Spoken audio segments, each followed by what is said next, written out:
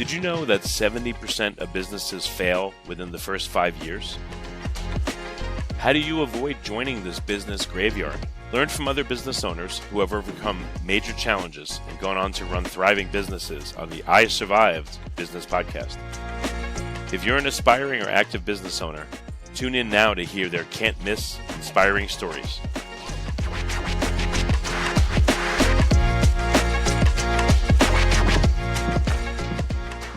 Hello, this is Richard Jacobs with the I Survive Business Podcast. My guest today is Brandon Beachum. He wrote a book in January 2021 called The Golden Key. It's a modern alchemy to unlock infinite abundance. In it, Brandon distills wisdom that he's gained, and it's a practical, grounded advice. He talks about 8 keys to abundance, which he's figured out over 25 years of a lot of work and exploration. So we're going to talk about that and hear about other things going on in his life. So welcome, Brandon. Thank you. Hey, thanks for having me, Richard. It's a pleasure. Yeah.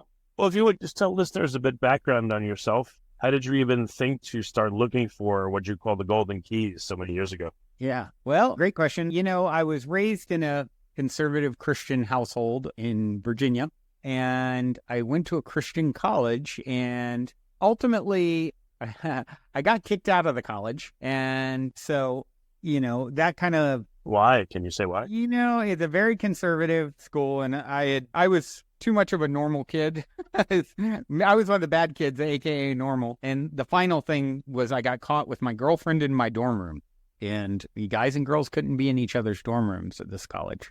Okay. Yeah, and so now if you guys were in the bathroom, it would be okay. Yeah, yeah. So it was exactly.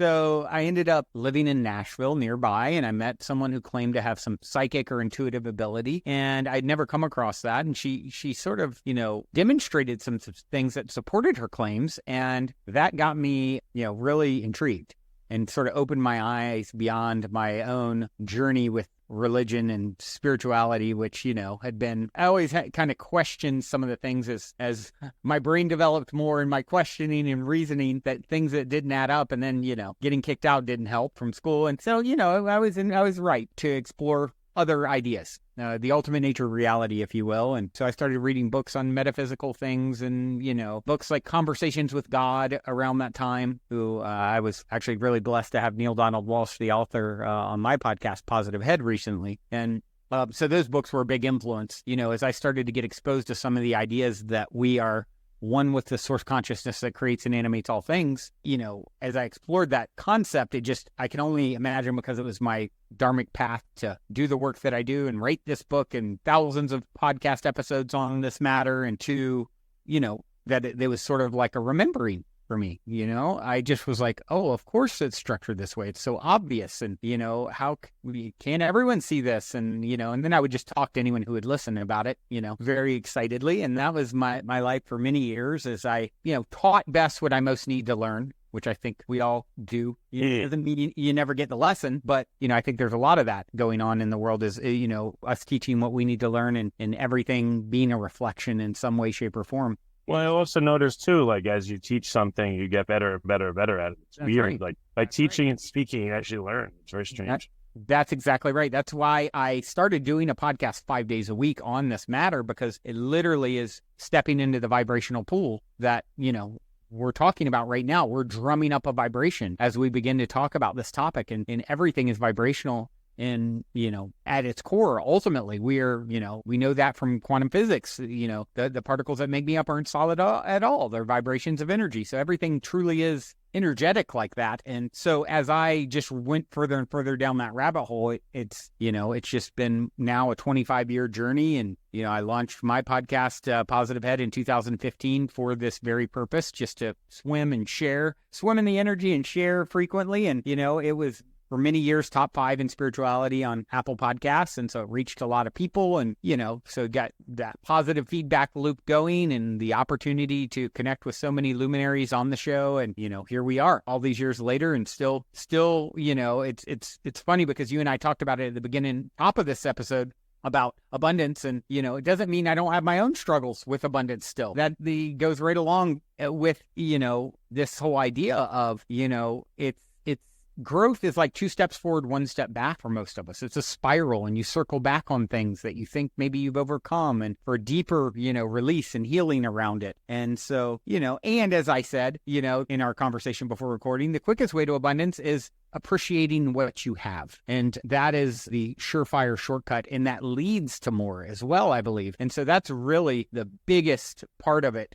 I found in my journey is continuing to come back to that. What do I have to be grateful for? Sure, I'd like to unlock more, and there's challenges and troubles. But what about what I do have? And the more you buy what you pay attention to, and the more I focus on that, the more I swim in the vibration of gratitude, the more I attract things to be grateful for, right? Yeah. And so I think a big key to this, I'll probably misquote it, but happiness consists in having few wants, or wealth. And then he also said, remember the things that you have now that you once didn't have. That's right. More of a reason to appreciate them. That's right. I could, as you and I talked about a little bit before we started recording, I've been hit with some unforeseen challenges in business and financially that, this is 2024 has been probably the most challenging year I remember, and certainly more than 10 or 15 years. And I can look around, and I live in a place called the Mystic Manor where all these magical beings live, and it's a hub for conscious community in the Los Angeles area where I live. And I have a partner that absolutely adores me, and my son is healthy and happy, and my parents are still, thriving, where some of my friends, no longer even have their parents, at that age, mid upper 70s. And it's like, well, I am abundant in spite of the challenges, and so it's really getting down to learning to be grateful even for the littlest things, because it's about drumming up that vibration. And the more we drum up that vibration, that which is like unto itself is drawn. Right. And so once you understand, what I'm feeling and drumming up, regardless of the external, is if I want to know what I'm going to see tomorrow, look at what I'm resonating with today energetically. How do you balance motivation with contentment? If I appreciate the things I have, maybe, I don't know if other people think this, but what if then I lose my drive to do more because I'm like, my life's good enough. It's so funny that you bring that up. It's such an interesting way that the universe works, Richard, because you literally brought out this conversation by talking about, abundance and your own, very candidly sharing your own challenge around it. And I, of course, being transparent and honest, said, hey, I've been having my own challenges. And, literally, I got off a call minutes before this where my business partner and brother is considering a very hard decision because of the challenges with our business that greatly alter his life and moving for the first time in over a decade. Minutes before this conversation, and a part of what I shared with him is, part of my own challenges, I've always been so inspired. And I felt less of that desire that you were talking about, that inspiration. And that's left me I've had moments of like, wow, who am I if I don't have that inspired drive? I've always been that person, knocked me down, and I'm just as exuberant and trying again. And I've felt a little less of that in recent months. And that's almost scary, right? And so, I think to answer that is like one of the keys in the book is trust the mystery. I don't know the exact whys, but I trust it. And I'm going to continue to find my way back through it. And if I'm feeling maybe down or less inspired or lack of desire, what if I love myself there? Instead of saying it's wrong or judging it or making it bad, and understanding that the big part of this journey is to feel all of these things. They're all equally valid to source, God, higher self, the universe, whatever you want to call it, right? It wants to experience it all through you. And so not just the, woohoo, I made it to the top of the mountain moment. Certainly that's a beautiful moment, but the contrast is really, what makes the journey. It's like a smooth sea is never made for a skilled sailor, and we came to be skilled sailors. So, the higher the branches, the deeper the roots. People don't know that a lot of times. Equally, the roots got to go down, the bigger the tree is. I think the dark. reason it's hard, I think the reason it's difficult is the world is like made on paradox. So, right. Like you said, the bigger the tree, the deeper the roots. The hardest things, but maybe the hardest things in life are the most rewarding. You can't get in shape by sitting there and eating ice cream. You got to do hard work and work out and eat right. The world is so full of paradox that I think it makes it harder for people to navigate because the paradox surprises them and they don't know how to work within it. Yeah. Right. Think about that too. You want to be happy with, be happy with what you have. Yep. Again, it's like a paradox, Well, it's like, it totally is. It's like, I always think of this meme I saw years back when this subject comes up, where it shows Bob Marley laughing. And he's like, the irony of realizing you can have everything you need when you no longer need it, everything you want when you no longer need it. And I think that's a big part of like all of it. It's like surrendering to, I don't need this in order to be fulfilled or to find peace. It doesn't mean you're always going to be happy. I don't think we're supposed to always be happy, but that's not going to actually serve you to always be blissed out happy. But what you can do is always find a way to be at peace. I think that's the goal with what is, and to trust what is, and to release and to surrender to what is. And in that paradox is you can have it all when you don't need it. If you need it, you push it away. You get the experience of as a creator being. Right. You get the experience of needing it, and that's what you're calling. And I want. Okay. Abracadabra translate to I create as I speak. You get the experience of wanting it, right? And so that's where it gets really nuanced, right? And we're all learning how to navigate through these nuances. So how did the keys come to you? Were they one by one? Were they all together? No. Like, what is the story, if you remember? Yeah. So I have had a lot of what I call spiritual breadcrumbs or synchronicities along the way that have really helped lead me at times in my life what to do next. And I had a dream about writing this book and the sort of the concept around it and sort of a gamification aspect that's in the book if you read it, which by the way I'm happy to gift to the listeners. If you go to goldenkey.gift and use the code LOVE at checkout, you can download the audio and or ebook with that code LOVE. But yeah, I came up with the kind of concept for the book, and it came to me in a dream like things do sometimes. And then I started looking to see, has anyone used the name The Golden Key? And I found someone who 100 years ago wrote a very short, like sort of essay style called The Golden Key that was really popular. And then I saw some overlap even in the content of it and like how he did this whole gamification thing. And then I was like, wow, that's a trip. And then it was published on my birthday on Amazon, and I have like crazy synchronicity with my birthday. Cool. And so there was all this synchronicity around it. Then I call my friend who's an incredible visionary artist, and I tell him, I'm going to pitch him on doing the cover art for the book. And like, his name is Vajra. If you wanted to see an incredible artist, look up Vajra, Vajra. And I call him up and I'm like, hey, I've had this dream, and then all the synchronicity around my birthday, which I've told him that story before, so he knew it. And so, I'm pretty sure this is what I'm supposed to do next. Would you be willing to do a cover art of the key? So I give him my whole spiel, and then he goes, well, now that you're done kind of pitching me on doing the art for your book, let me tell you about a dream I had a couple months ago. And he said, I was at your place, what we call the Mystic Manor, this co-living and event space in LA. I was at the Mystic Manor, and I was hunting for the key to everything. And he gave me this detailed dream. He had journaled about it afterwards. And he said, and Brandon, I was so inspired by the dream. Will I do the cover art and making a key for you? I already started it a few months ago from the inspiration of that dream. So he said, yeah, I'll do it. I already started it because I had a dream that inspired me to do it and start it months ago at your place, hunting for the key to everything. So pretty magical, and the cover art, he's very talented. So can you just briefly run through the keys? I want people obviously to read. Yeah, sure. So outline's good. Yeah, so as far as the keys themselves, as I was writing, I was like, okay, my aim of this book is to condense 25 years of deep exploration of the ultimate nature of reality and thousands of podcasts, me waxing poetic about this stuff. And I want to condense it into something relatively short.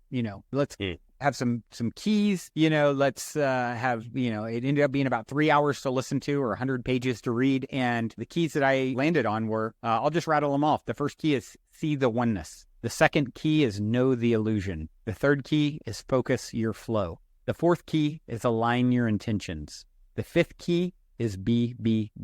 The sixth key is trust the mystery. The seventh key is love what comes. And the eighth key, the golden key, master the YOU universe. Master the universe. So do you have any examples come to mind either in your life or maybe it came from a reader or, someone that took one of your programs where like it encapsulates some or all of the keys nicely and neatly that you remember? That's an Interesting question. Not a question that I've ever had. Yeah, I guess in doing. Yeah. Yeah, I'm trying to think of a story that encapsulates all of them.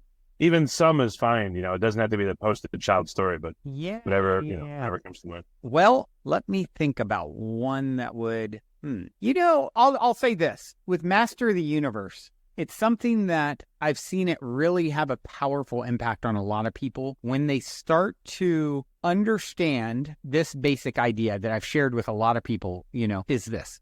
You are as powerful as any other being ever has been, could be, or will be. You are literally the lead actor, star, director in your own private universe. You are it. You are the one. It's why you see so many spiritual people who, as they're having their spiritual awakening, fall into the trap of, I'm the Messiah complex. I am the one, and because they are. But so is everyone else. And so it's like, but I think of it in these terms is you're the lead director actor in your own private universe because source, God, higher self, whatever you want to call it, is so vast. There's infinite universes, right? And God is experiencing this one through you. And I'm a prop in your movie and everyone else is a prop in your movie. And everywhere you go, you're there waiting for yourself, right? So of course you make it. You're the only one here. You are the star. It's like the Truman Show. Like in this case, it's, you, the listener, it's the Richard Jacobs Show. And where I sit, it's the Brandon Beachum Show. And you're all just props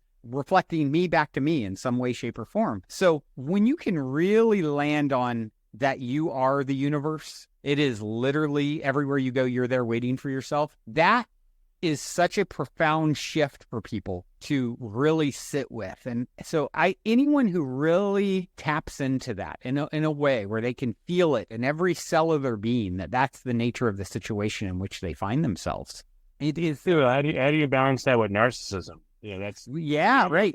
Yeah. And, spiritual narcissism is a big thing. It's like, once again, you are it. You are the one, but relax. So is everything else. Everything you see is an extension of the one, of you. It is literally you. So you are actually, Lao Tzu said, why is the sea king of 100 streams? Because it lies below them. Therefore, it is king of 100 streams. So how you balance it is by understanding the truth of the situation, which is, if you want to find yourself, lose yourself in the service of others, is what Gandhi said. Why does that hold true? Because there are no others. It's that paradox, right? I can only receive by giving. It's why, I don't know, everyone listening has different life paths and different highest potentials in what they're meant to do in this world, but I can guarantee you I know one of them in common. Your highest path involves service in some way, because it's only in giving that you can receive, right? Yeah, it's funny. I just saw the Bob Marley movie and they talked about I, and now I understand why they said that. They said there is no we, there is no... Everything is I. Yes. At least to the Rastafarians. So that's what they say. Like one of the songs, Old Pirates, they rob I instead of rob us. Yeah. It makes sense to me, but I was like, it's weird. Right. And it's, the Bible, one of the most famous quotes of God, supposedly, I am that I am. I am that I am. Now break that up. Wayne Dyer broke it up. He said, I am that. I am that. Point to anything. I am that. Never mind. Just drop the that. I am. Being. BBB. Right? I am. It's everywhere you go, everywhere you look, I am that. You are that. So you're literally talking to yourself right now. The consciousness that animates my being is the same consciousness that animates your being. We're playing an elaborate game of Brandon and Richard right now with audience. It's all an illusion. And there's only one of us.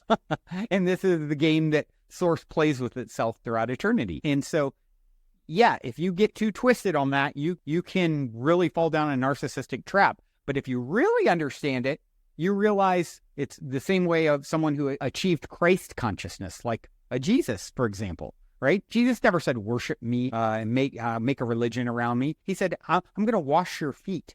You'll do greater things than I, supposedly, he said, And so that's understanding. Right? It's in giving that we receive. That's how the energy moves and works. And there's a great meme where it shows a bunch of people sitting around a big pot of stew or soup or something, and they have super long spoons, and it's like a video, and they're trying to feed themselves, but the spoons are too long.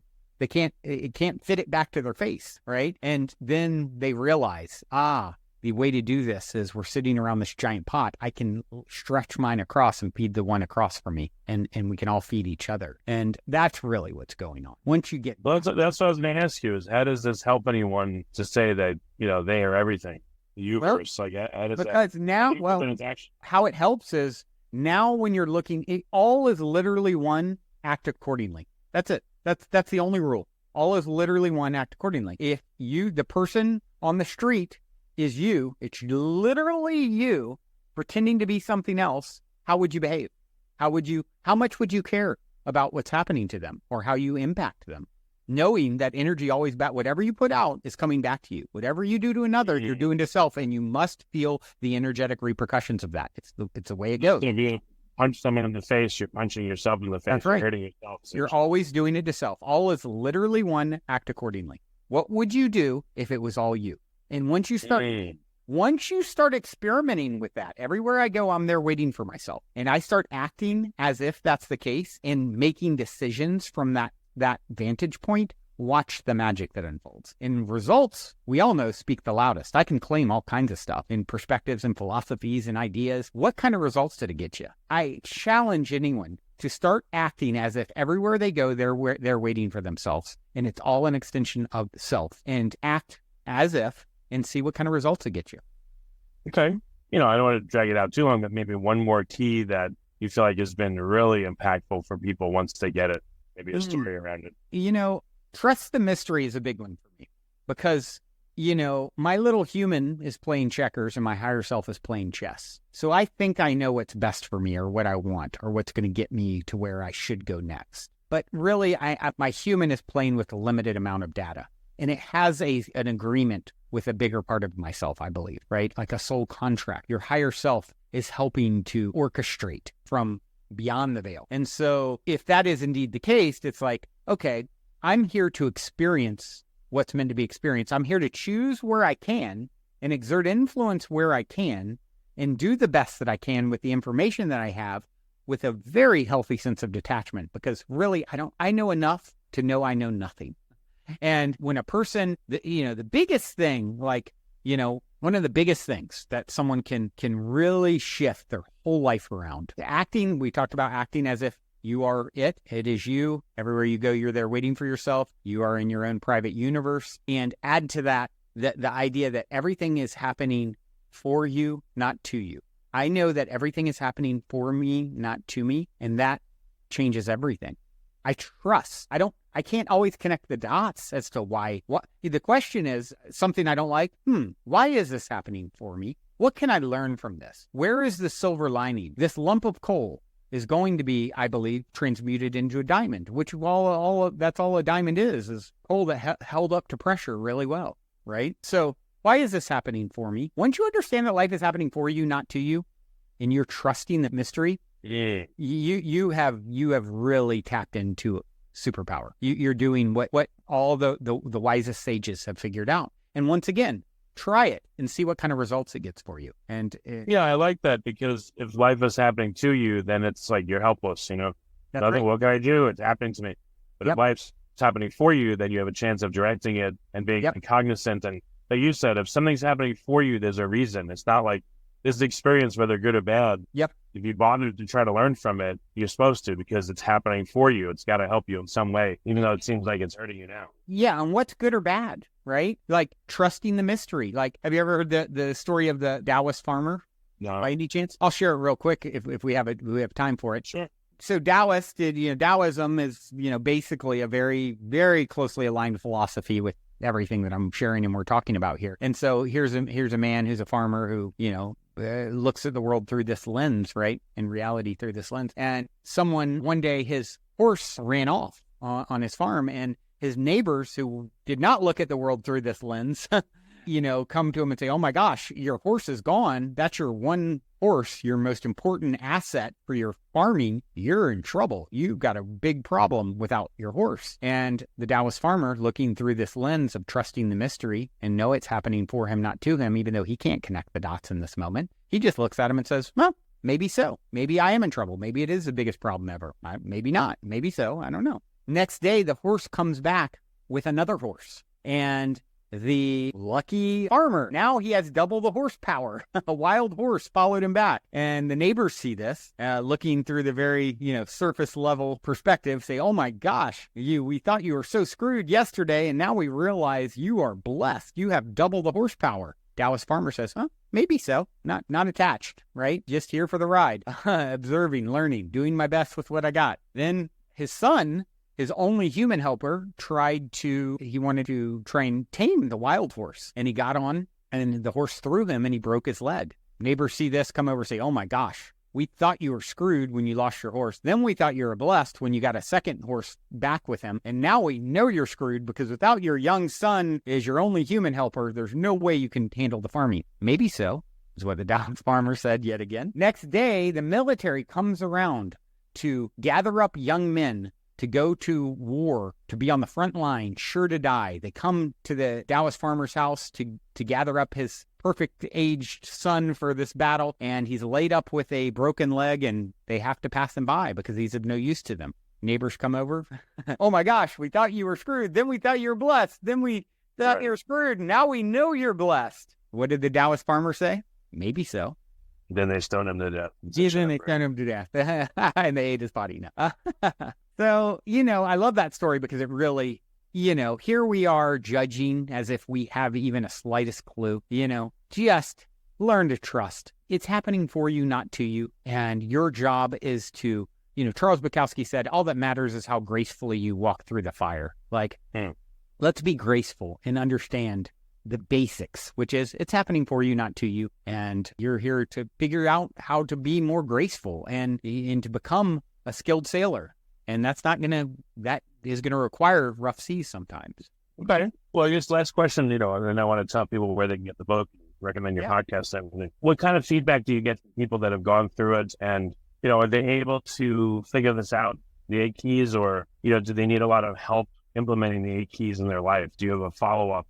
And is it necessary to help people get this integrated into their life?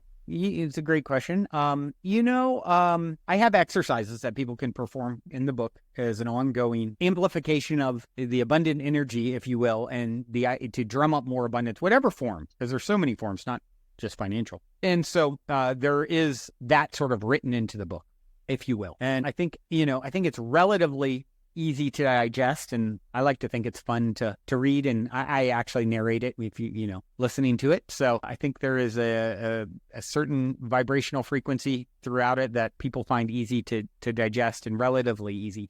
Some of these concepts are pretty, you could say expansive or out there, and yet I think most people can read, understand, and digest them fairly easily as well, and start experimenting with the perspective to see what kind of results it gets you, because results speak.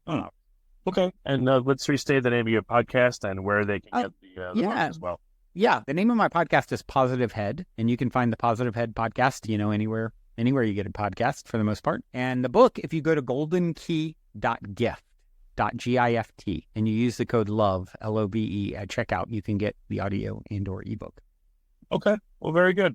Well, Brandon, thank you so much for coming on the podcast. It's been very interesting. And I think it'll be very impactful if people, check out the book and your podcast. So thank you. I hope you've gotten something positive from it. I know I have. I sure have, getting the opportunity to share. So thank you for giving me the platform and opportunity to, share these ideas. Excellent. If you like this podcast, please click the link in the description to subscribe and review us on iTunes.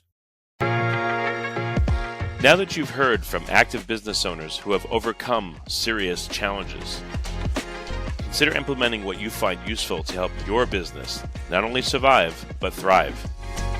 Visit isurvivedbusinesspodcast.com.